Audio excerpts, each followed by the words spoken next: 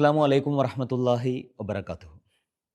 ഇഹ്യാ ഉലൂമുദ്ദീനിൽ പ്രാർത്ഥനയെക്കുറിച്ച് ഇമാം ഗസാലി റഹ്മത്തുല്ലാഹി അലൈഹി രണ്ട് മൂന്ന് അധ്യായങ്ങളായി വളരെ വിശദീകരിച്ച് സംസാരിക്കുന്നുണ്ട്. നമുക്കറിയാലോ, പ്രാർത്ഥന എന്ന് പറഞ്ഞാൽ അള്ളാഹുവും ഒരു മനുഷ്യനും തമ്മിലുള്ള ഏറ്റവും സുന്ദരമായ ഒരു ബന്ധമാണ് പ്രാർത്ഥന എന്ന് പറയുന്നത്. കാരണം ഒരു മനുഷ്യൻ എപ്പോഴും ഉണ്ടാവേണ്ട ഒരു പ്രധാനപ്പെട്ട ബോധമാണ്, എൻ്റെ ജീവിതത്തിൻ്റെ ഓരോ കാര്യങ്ങളും നടക്കുന്നത് പടച്ചോൻ്റെ ഔദാര്യത്തിലാണ്. അതുകൊണ്ട് ആ ഔദാര്യത്തിന് ഞാൻ എപ്പോഴും ആവശ്യക്കാരനാണ്. പടച്ചോൻ്റെ ആവശ്യം എനിക്ക് ഓരോ നിമിഷത്തിലുണ്ട്. അതുകൊണ്ടാണ് എപ്പോഴും നമ്മൾ പ്രാർത്ഥിക്കുന്നത്. നമ്മളോട് അങ്ങനെ പ്രാർത്ഥിക്കാനും പറഞ്ഞിട്ടുണ്ട്. പ്രാർത്ഥിക്കാതിരിക്കുക എന്ന് പറയുന്നത് അഹങ്കാരമാണ് എന്ന് ഖുർആൻ പറയുന്നുണ്ട്. ഫദ്ഊനി അസ്തജിബ് ലക്കും ഇന്നല്ലദീന യസ്തക്ബിറൂന അൻ ഇബാദത്തി എന്ന് ഖുർആൻ പറയുന്നുണ്ടല്ലോ. നിങ്ങൾ എന്നോട് പ്രാർത്ഥിക്കുക, ഞാൻ നിങ്ങൾക്ക് ഉത്തരം നൽകും. എന്നോട് പ്രാർത്ഥിക്കാതെ അഹങ്കാരം കാണിക്കുന്നവർ നരകത്തിൽ പ്രവേശിക്കും എന്ന് അള്ളാഹു പറയുന്നുണ്ട്. അപ്പോൾ പ്രാർത്ഥിക്കാതിരിക്കുക എന്ന് പറയുന്നത് അഹങ്കാരമാണെന്നാണ്. കാരണം എന്താ? എനിക്കാരുടെ ആവശ്യമില്ല, എനിക്ക് ഞാൻ തന്നെ മതി എന്ന ഒരു നിലപാട് കൂടിയാണത്. അപ്പോൾ ശരിക്കും ഓരോ നിമിഷത്തിലും പടച്ചോനെ നമുക്ക് ആവശ്യമുണ്ട്. അതാണ് ദുആ എന്ന് പറയുന്നത്. അതുകൊണ്ടാണല്ലോ റസൂലുള്ളാഹി സ്വല്ലല്ലാഹു അലൈഹി വസല്ലം പ്രാർത്ഥിക്കാറുണ്ടായിരുന്നു, അള്ളാഹുവേ, ഒരു കണ്ണിമ വെട്ടുന്ന നേരത്തേക്ക് പോലും എൻ്റെ കാര്യങ്ങൾ നോക്കാൻ നീ എന്നെ ഏൽപ്പിക്കരുത് നാഥാ. ഒരു കണ്ണിമ വെട്ടുക എന്ന് പറഞ്ഞാൽ വളരെ ചെറിയ ഒരു സമയമാണ്. ആ ചെറിയ സമയത്തേക്ക് പോലും എന്നെ കൊണ്ട് നടക്കാൻ എന്നെ കൊണ്ടാവില്ല. നിൻ്റെ ഔദാര്യവും നിൻ്റെ റഹ്മത്തും ഒക്കെ ഉണ്ടെങ്കിൽ മാത്രമാണ് എനിക്കിങ്ങനെ ഓരോ നിമിഷവും മുന്നോട്ട് പോകാൻ കഴിയുന്നത്. അതുകൊണ്ട് ആ നിമിഷത്തേക്ക് പോലും നീ എന്നെ അവഗണിക്കരുത്. ഇത് ഈ പ്രാർത്ഥനയുടെ ഒരു യഥാർത്ഥത്തിലുള്ള ഒരു സംഗതി ഇതാണ്. അള്ളാഹുവിനെ എപ്പോഴും നമുക്ക് ആവശ്യമുണ്ട് എന്നുള്ളതാണ്. അള്ളാഹു സുബ്ഹാനഹു വ തആല പ്രാർത്ഥനയെക്കുറിച്ച് ഖുർആനിൽ പറയുന്ന കുറേ അധ്യാപനങ്ങൾ അദ്ദേഹം അതിൽ പറയുന്നുണ്ട്. ഇദാ സഅലക ഇബാദി അന്നീ ഫഇന്നീ ഖരീബ്. എന്നെക്കുറിച്ച് അടിയാറുകൾ അവർ ചോദിക്കുമ്പോൾ അവരോട് പറയണം, ഞാൻ അവരുടെ അടുത്ത് തന്നെയുണ്ട്. അവരെന്നോട് ചോദിച്ചാൽ ഞാൻ ഉത്തരം നൽകും എന്ന് പറയുന്നുണ്ട്. വലില്ലാഹിൽ അസ്മാഉൽ ഹുസ്ന ഫദ്ഊഹു ബിഹാ. ഏറ്റവും സുന്ദരമായ നാമങ്ങളൊക്കെയും അള്ളാഹുവിനുള്ളതാണ്, അസ്മാഉൽ ഹുസ്ന. അതുകൊണ്ട് നിങ്ങൾ അള്ളാഹുവോട് പ്രാർത്ഥിക്കുക. ആ അസ്മാഉൽ ഹുസ്ന വെച്ച് നിങ്ങൾ അള്ളാഹിനോട് പ്രാർത്ഥിക്കുക. ആ പ്രാർത്ഥന ധാരാളമായിട്ട് അള്ളാഹ് ആവശ്യപ്പെടുന്നുണ്ട്. ഹദീസുകളിൽ കാണാൻ കഴിയും. റസൂലുള്ളാഹി സ്വല്ലല്ലാഹു അലൈഹി വസല്ലം പറയുന്നത്, അദ്ദുആഉ മുഖുൽ ഇബാദ. ഇബാദത്തിൻ്റെ മജ്ജയാണ്, അതിൻ്റെ അകക്കാമ്പാണ് പ്രാർത്ഥന എന്ന് പറയുന്നത്. അദ്ദുആഉ ഹുവൽ ഇബാദ എന്നും പറയുന്നുണ്ട്. പ്രാർത്ഥന തന്നെയാണ് ഇബാദത്ത്. ഓരോ ഇബാദത്തിലും നമുക്കറിയാലോ, ഒരു ദുആ കൂടിയാണത്. നമസ്കാരത്തിലെടുത്താൽ ആ ദുആ നമുക്ക് കാണാൻ കഴിയും. നോമ്പൊരു ദുആയാണ്, ഹജ്ജിൽ ഒരുപാട് ദുആകളാണ്. അപ്പോൾ ഈ ആരാധനകളെ മുഴുവനായിട്ടും പ്രാർത്ഥനകളാണ് എന്ന് പറയുന്ന ദുആഉ സിലാഹുൽ മുഅ്മിൻ എന്നും പറയുന്നുണ്ടല്ലോ. വിശ്വാസിയുടെ ആയുധമാണ്, ഒരു കരുത്താണ്, ഒരു ധൈര്യമാണ് പ്രാർത്ഥന. കാരണം പ്രാർത്ഥിച്ചിട്ടൊരു കാര്യത്തേക്ക് ഇറങ്ങുമ്പോൾ നമ്മളെ കൂടെ പടച്ചോനുണ്ട് എന്ന് പറയുന്ന ഒരു ബോധം ഉണ്ടാവുകയാണ്. അള്ളാൻ്റെ കൂടെ ഉണ്ട് എന്ന് പറയുന്ന ആ ബോധം, ഇത് വലിയൊരു ഏതൊരു ആയുധത്തേക്കാൾ ശക്തമായ ഒരു കാര്യമാണല്ലോ. അപ്പോൾ പ്രാർത്ഥന വളരെ പ്രധാനമാണ്. പ്രാർത്ഥനയുടെ ചില ഘടകങ്ങളെക്കുറിച്ച്, പ്രാർത്ഥനയിൽ ശ്രദ്ധിക്കേണ്ട ചില കാര്യങ്ങളെക്കുറിച്ച് അദ്ദേഹം പറയുന്നുണ്ട്. അതിൽ ഒന്നാമത്തെ കാര്യം എന്ന് പറയുന്നത്, പ്രാർത്ഥിക്കാൻ ചില സമയങ്ങൾ പ്രത്യേകമായിട്ട് ശ്രേഷ്ഠതയുള്ള സമയങ്ങളുണ്ട്. ആ സമയങ്ങൾ നഷ്ടപ്പെടുത്താതിരിക്കുക എന്നുള്ളതാണ്. ചില സമയങ്ങൾ റസൂലുള്ളാഹി സ്വല്ലല്ലാഹു അലൈഹി വസല്ലം പറയുന്നുണ്ടല്ലോ. ഇപ്പോൾ റമളാൻ, ആ മാസം മുഴുവൻ പ്രാർത്ഥനകൾ സ്വീകരിക്കപ്പെടുന്ന സവിശേഷമായ സമയമാണ്. അത് നഷ്ടപ്പെടുത്തരുത്. അതിൽ പരമാവധി പ്രാർത്ഥിച്ചുകൊണ്ടേയിരിക്കുക. ജുമുഅ വെള്ളിയാഴ്ച ദിവസത്തെക്കുറിച്ച് റസൂലുള്ളാഹി സ്വല്ലല്ലാഹു അലൈഹി വസല്ലം പറയുന്നുണ്ടല്ലോ. ജുമുഅയുടെ ചില സന്ദർഭങ്ങളുണ്ട്. ആ സമയത്ത് പ്രാർത്ഥിച്ചാൽ ഒരിക്കലും അള്ളാഹു തട്ടിമാറ്റുകയില്ല എന്ന് പറയുന്ന ചില സന്ദർഭങ്ങൾ, അത് ആ സമയം നഷ്ടപ്പെടുത്തരുത്. അതുപോലെ തന്നെ രാത്രിയുടെ അന്ത്യയാമങ്ങൾ എന്ന് പറയുന്നത് ഒരു പ്രത്യേകമായ സമയമാണ്. വബിൽ അസ്ഹാരിഹും യസ്തഗ്ഫിറൂൻ എന്ന് ഖുർആൻ പറയുന്നുണ്ടല്ലോ. രാത്രിയുടെ അന്ത്യയാമങ്ങളിൽ അവർ അള്ളാഹുവിനോട് പ്രാർത്ഥിക്കുന്നവരാണ്. ആ സമയം പ്രത്യേകമാണ്. ആ സമയത്ത് എഴുന്നേറ്റ് നമ്മൾ പ്രാർത്ഥിക്കുക എന്ന് പറഞ്ഞാൽ അള്ളാഹ് സ്വീകരിക്കുമെന്നാണ് റസൂലുള്ളാഹി സ്വല്ലല്ലാഹു അലൈഹി വസല്ലം പറയുന്നുണ്ട്. രാത്രിയുടെ അന്ത്യയാമങ്ങൾ ആകുമ്പോൾ അള്ളാഹു ഇങ്ങനെ ഇറങ്ങി വരും.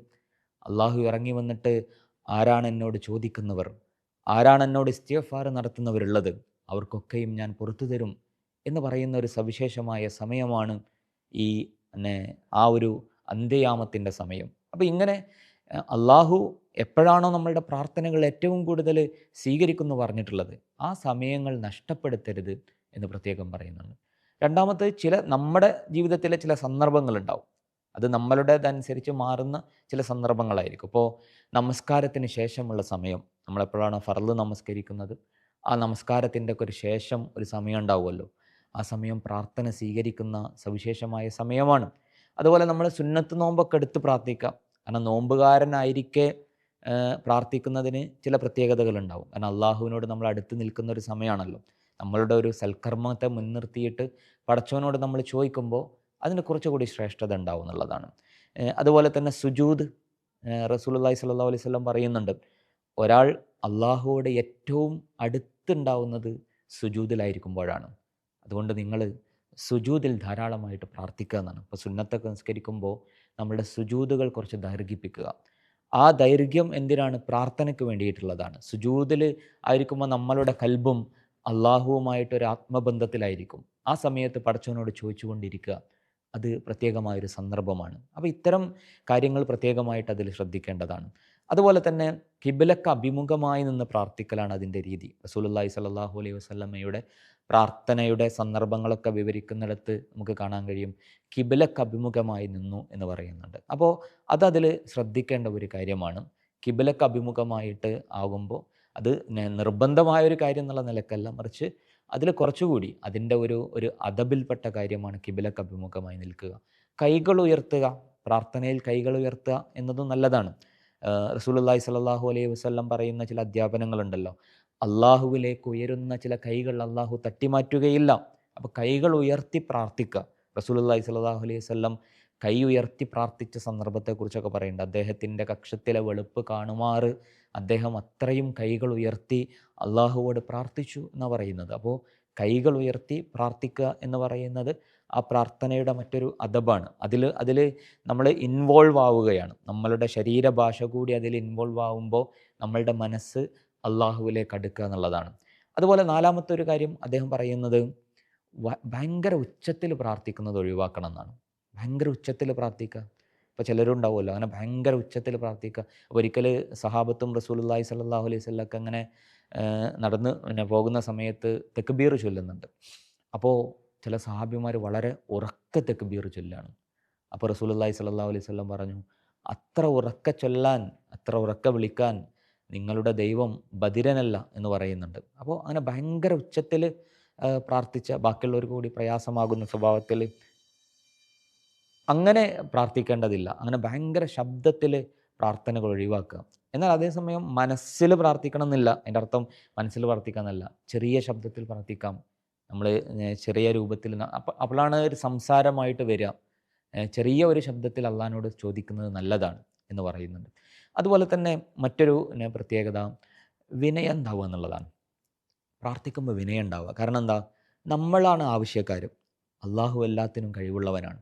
അപ്പോൾ എനിക്ക് അള്ളാൻ ആവശ്യമുണ്ട് എന്ന് പറയുന്ന ഒരു സംഗതി നമ്മളുടെ മനസ്സിലും നമ്മളുടെ ഭാവപ്രകടനങ്ങളിലൊക്കെ ഉണ്ടാവുക എന്നുള്ളത് പ്രാർത്ഥനയിൽ വളരെ പ്രധാനപ്പെട്ട ഒരു കാര്യമാണ്, വിനയം എന്ന് പറയുന്നത്. ഇപ്പോൾ ഖുർആൻ തന്നെ അൽ അസ്മാഉൽ ഹുസ്ന കൊണ്ട് പ്രാർത്ഥിക്കാൻ പറയുന്നുണ്ടല്ലോ. അതിൻ്റെ അർത്ഥം, നമ്മൾ അള്ളാഹിനോട് ചോദിക്കുമ്പോൾ അള്ളാഹുവിൻ്റെ കഴിവുകൾ എടുത്തു പറയാം. അള്ളാഹിൻ്റെ കഴിവ് എടുത്തു പറയാന്ന് പറഞ്ഞാൽ അള്ളാഹിനെ അംഗീകരിക്കുന്നതോടൊപ്പം നമുക്കൊരുപാട് കുറവുണ്ടെന്ന് സമ്മതിക്കൽ കൂടിയാണ്. അതുകൊണ്ടാണ് ഇപ്പോൾ നമ്മളൊരു കാര്യം അള്ളാഹിനോട് ചോദിക്കുകയാണ്. ഇപ്പോൾ രോഗം മാറ്റാൻ വേണ്ടി അള്ളാഹിനോട് പ്രവർത്തിക്കുകയാണ്. അപ്പോൾ നമ്മൾ അള്ളാഹുവെ എൻ്റെ അസുഖം മാറ്റിത്തരണേ എന്ന് പ്രാർത്ഥിക്കുക മാത്രമല്ല, അതിന് മുന്നോടിയായിട്ട് പടച്ചോനെ നീയാണല്ലോ ഷിഫ നൽകുന്നവൻ, നീ വിചാരിച്ചാൽ മാറാത്ത അസുഖങ്ങളില്ലല്ലോ, നീ ഷാഫി ആണല്ലോ, അങ്ങനെ തുടങ്ങി അള്ളാഹുവിൻ്റെ ഗുണങ്ങൾ എടുത്തു പറയുന്നതിലൂടെ നമ്മളുടെ ജീവിതത്തിൽ സംഭവിക്കുന്ന ഓരോ കാര്യവും പടച്ചോൻ്റെ ഇടപെടലിലാണ് എന്ന് പറയുന്നൊരു വിനയം അതിൽ കടന്നു വരികയാണ്. നമ്മളിപ്പോൾ ഒരു കാര്യം നമ്മളുടെ ജീവിതത്തിൽ കിട്ടണം, അതിന് അള്ളാഹിനോട് ചോദിക്കുകയാണ്. അപ്പോൾ അള്ളാഹിനോട് പറയണം, അള്ളാഹുവേ നീ എല്ലാത്തിനും കഴിവുള്ളവനാണല്ലോ, നീ വിചാരിച്ചാൽ നടക്കാത്തതൊന്നുമില്ലല്ലോ, എനിക്കത് തരണേ എന്ന് പറയുമ്പോൾ ഉണ്ടാകുന്ന ഒരു സംഗതി ഉണ്ടല്ലോ. നമ്മൾ തെറ്റുകളിൽ നിന്ന് അള്ളാഹിനോട് പൊറുക്കലിനെ തേടുമ്പോൾ, അള്ളാഹുവേ നീ കാരുണ്യവാനാണല്ലോ, നീ പാപങ്ങൾ പൊറുക്കുന്നവനാണല്ലോ, നീ മാപ്പരുളുന്നവനാണല്ലോ, നീ എന്നോട് അലിവുള്ളവനാണല്ലോ എന്ന് പറഞ്ഞിട്ട് അള്ളാഹുവേ എൻ്റെ പാപങ്ങൾ പുറത്തു തരണേ എന്ന് പറയുന്നത്, അത് ആ പ്രാർത്ഥനയുടെ ഒരു സൗന്ദര്യവും അതിൻ്റെ ഒരു വിനയവും അതിൽ നമുക്ക് കാണാൻ കഴിയും. അതുപോലെ തന്നെ വിനയത്തോടൊപ്പം ഭയത്തോടെയും ആഗ്രഹത്തോടെയും പ്രാർത്ഥിക്കുക എന്നുള്ളതാണ്. യദ്ഊനന റഅബൻ വറഹബ എന്ന് ഖുർആൻ പറയുന്നുണ്ടല്ലോ. അതായത് പ്രതീക്ഷയോടെയും അതുപോലെ ഭയത്തോടെയും അള്ളാഹുവോട് പ്രാർത്ഥിക്കുക എന്നുള്ളതാണ്. പ്രത്യാശ എന്ന് പറയുന്നത് പ്രാർത്ഥനയിൽ വളരെ പ്രധാനപ്പെട്ട ഒരു കാര്യമാണ്. നമുക്ക് കിട്ടുമോ കിട്ടൂലേ എന്നൊക്കെ ഉള്ള ഒരു ഒരു ഒരു മനസ്സ് നിന്നിട്ട് അങ്ങനെയല്ല പ്രാർത്ഥിക്കേണ്ടതെന്നാണ്. കിട്ടുമെന്ന് ഉറപ്പിച്ച് പ്രാർത്ഥിക്കണം എന്നാണ് അങ്ങനെ പറയുന്നുണ്ട്. പ്രത്യേകിച്ച് ഇപ്പോൾ റസൂലുള്ളാഹി സ്വല്ലല്ലാഹു അലൈഹി വസല്ലം പറയുന്നുണ്ട്, അള്ളാഹുവേ നീ ഉദ്ദേശിച്ചാൽ എനിക്ക് പുറത്തു തരണേ, അല്ലെങ്കിൽ നീ ഉദ്ദേശിച്ചാൽ എന്നോട് കരുണ കാണിക്കണേ, അങ്ങനെ ഇൻഷാ ആ ഇൻഷിഅ്ത എന്ന് പറഞ്ഞൊരു പ്രാർത്ഥിക്കരുത് എന്നാണ്. പടച്ചോൻ എന്തായാലും അത് കേൾക്കും എന്ന് പറയുന്നൊരു പ്രതീക്ഷ ഉണ്ടല്ലോ, ആ പ്രതീക്ഷ നിറഞ്ഞ് പ്രാർത്ഥിക്കുക. കാരണം അള്ളാഹിനോട് വളരെ വിശാലമായിട്ട് നിങ്ങൾ ചോദിച്ചു കൊള്ളുക എന്നാണ്. അള്ളാഹു അത്രയും ഔദാര്യവാനാണ്. അതുകൊണ്ട് നമ്മൾ അതിലൊരിക്കലും മടി കാണിക്കേണ്ടതില്ല എന്ന് റസൂലുള്ളാഹി സ്വല്ലല്ലാഹു അലൈഹി വസല്ലം പറയുന്നുണ്ട്. അപ്പോൾ വളരെ പ്രത്യാശയോട് കൂടിയിട്ട് അള്ളാഹിനോട് പ്രാർത്ഥിച്ചുകൊണ്ടിരിക്കുക എന്നുള്ളതാണ്. അതുപോലെ ആവർത്തിച്ചാവർത്തിച്ച് ചോദിക്കുക എന്നുള്ളത് കൂടിയുണ്ട്. റസൂൽ സ്വല്ലല്ലാഹു അലൈഹി വസല്ലം അത് പറയുന്നുണ്ട്. പ്രത്യേകിച്ച് റസൂല് പ്രാർത്ഥിക്കുന്ന സമയത്ത് പല അധിക പ്രാർത്ഥനയും 3 തവണ ആവർത്തിച്ച് ചോദിക്കുമെന്നാണ്. 3 തവണ ആവർത്തിച്ച് ചോദിക്കുക. അപ്പോൾ അതിൽ നമ്മൾ മടി കാണിക്കേണ്ടെന്നാണ്. അള്ളാഹ്ക്ക് അതൊക്കെ ഇഷ്ടമാണ്.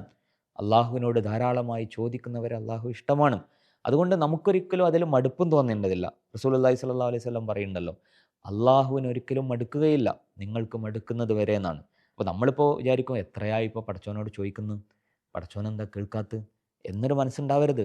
കാരണം നമ്മുടെ ജീവിതത്തിൽ നമ്മളൊരു കാര്യം ചോദിക്കുമ്പോൾ അത് തരുന്നതും തരാതിരിക്കുന്നതും പടച്ചോൻ്റെ തീരുമാനമാണല്ലോ.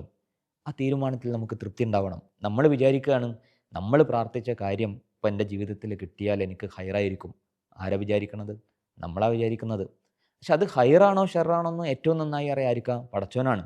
നമ്മൾ അള്ളാഹിനോട് പ്രാർത്ഥിച്ചൊരു കാര്യം പടച്ചോൻ നമുക്ക് തന്നിട്ടില്ലെങ്കിൽ നമ്മൾ വിചാരിക്കേണ്ടത് എന്താ?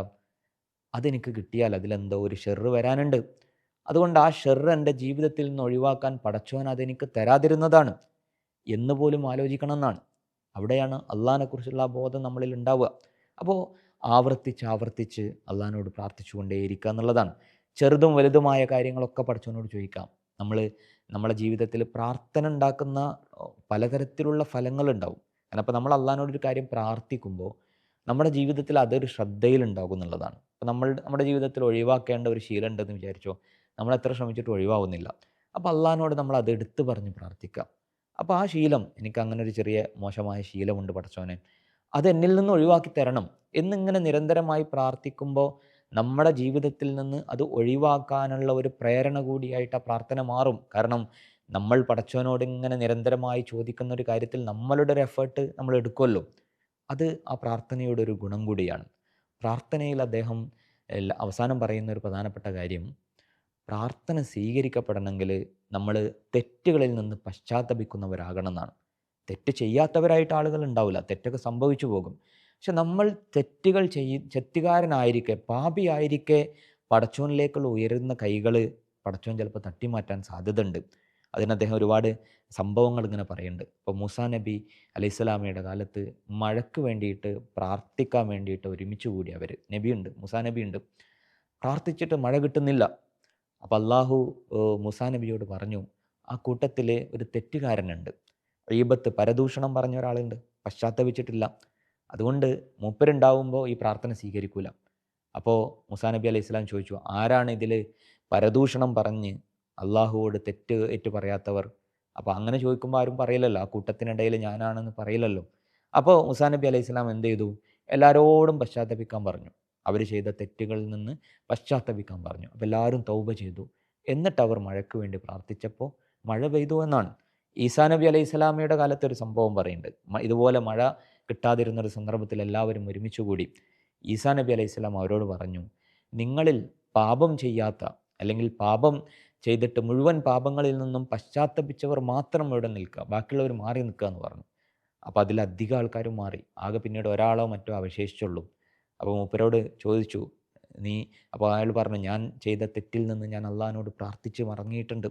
അപ്പോൾ മൂപ്പരോട് പ്രാർത്ഥിക്കാൻ പറഞ്ഞു, മഴയ്ക്ക് വേണ്ടി പ്രാർത്ഥിക്കാൻ പറഞ്ഞു. ബാക്കിയുള്ളവർ ആമീൻ പറഞ്ഞു. അങ്ങനെ മഴ വർഷിക്കുന്നുണ്ട്. അപ്പോൾ തെറ്റുകൾ ഉണ്ടായിരിക്കെ, നമ്മൾ തെറ്റുകാരായിരിക്കെ അള്ളാഹിനോട് പ്രാർത്ഥിക്കുമ്പോൾ ചിലപ്പോൾ പ്രാർത്ഥനയ്ക്ക് ഉത്തരം കിട്ടൂല.